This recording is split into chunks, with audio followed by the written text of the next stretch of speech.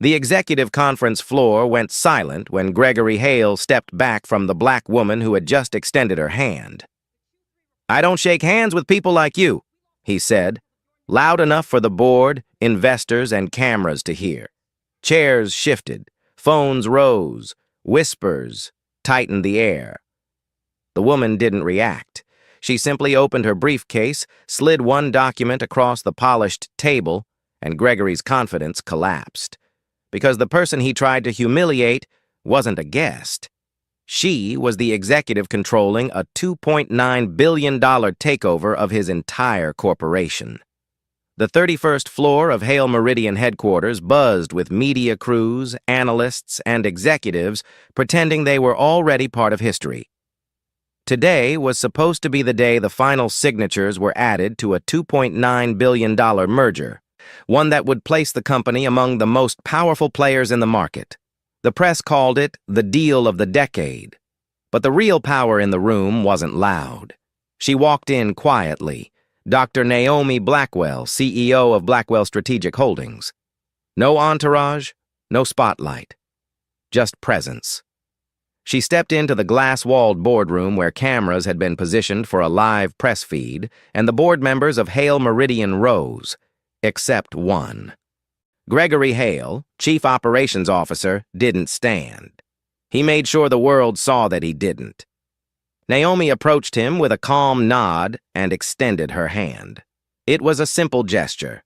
Professional, expected, standard for a high-profile contract signing. Gregory looked at her hand, smirked, and pulled his own back sharply, as though contact would contaminate him. "I don't shake hands with people like you," he said, ensuring the microphones caught every syllable. The boardroom froze.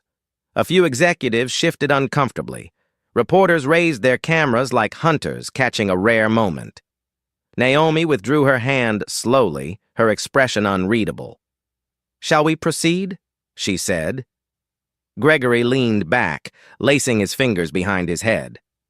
"Don't pretend this merger depends on you. You're here because it makes us look balanced. Nothing more."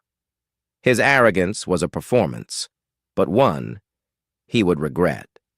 Naomi placed her briefcase on the table and opened it with practiced precision. "Before we begin, there is a document you need to review." Gregory rolled his eyes and snatched the folder she handed him. He opened it lazily, then his smirk died. He sat up straighter. He read faster, the confidence drained from his face. "What is this?" he whispered. Naomi remained still. "It's the agreement your team signed 3 years ago when your company needed emergency financing. Buried deep within that agreement is Clause 14. Gregory shook his head. "I've never heard of that." "You wouldn't have," Naomi said. "It only activates under very specific circumstances." She tapped the table, and the screen behind her lit up with a live video feed. Gregory's refusal to shake her hand, replaying in slow motion, broadcast on dozens of news networks simultaneously. Gasps rushed across the room like a breeze through dry leaves. Gregory looked at the screens, horrified. "You planned this," he hissed. Naomi shook her head. "No, I prepared for all possibilities. You created this one." She clicked to the next slide. Clause 14 states that if any Hale Meridian executive engages in discriminatory conduct in a public or recorded environment, Blackwell Strategic Holdings is authorized to withdraw all financing, effective immediately. The chairman staggered forward. "Dr. Blackwell, please, this was a misunderstanding." Naomi turned another page in her folder. "No misunderstanding, no ambiguity. Your COO made his prejudice public. This clause is now active." Gregory slammed his fist on the table. "You're going to destroy an entire company over a handshake?" "A handshake is symbolic," Naomi replied, "but your conduct is systemic." She pressed one more button. The screen changed to a collection of documents, internal complaints, performance violations under Gregory, private messages obtained through legal channels. No illegal leaks, all verifiable. The room spun into chaos. Board members whispered frantically. Phones vibrated non-stop with crisis alerts. An analyst burst into the boardroom. "Stock is dropping! Fast! Investors are pulling out!" Another rushed in behind him. "Media outlets are running the video. It's everywhere!" Gregory grabbed Naomi's arm, desperate. "You don't understand. I've built this company. You can't take it from me." Naomi stepped back. "You built a facade. You hid behind influence. But today, your behavior revealed the truth." The chairman approached her again. "Please reconsider. Our company will collapse." Naomi looked him directly in the eyes. Collapse isn't caused by accountability. It's caused by culture.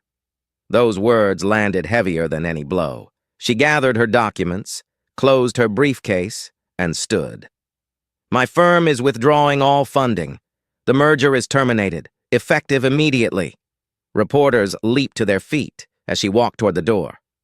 "Dr. Blackwell, will you comment on today's events?" Naomi paused at the threshold of the boardroom, cameras aimed at her like spotlights. She spoke with the same quiet power she had carried all morning. "When someone shows you their values," she said, "believe them and act accordingly." She walked out. The cameras followed her, but the collapse happened behind her. By the next morning, Hale Meridian's stock had fallen 82%. Regulators launched investigations. Investors demanded resignations. Gregory Hale was removed from his position. The board issued a public apology.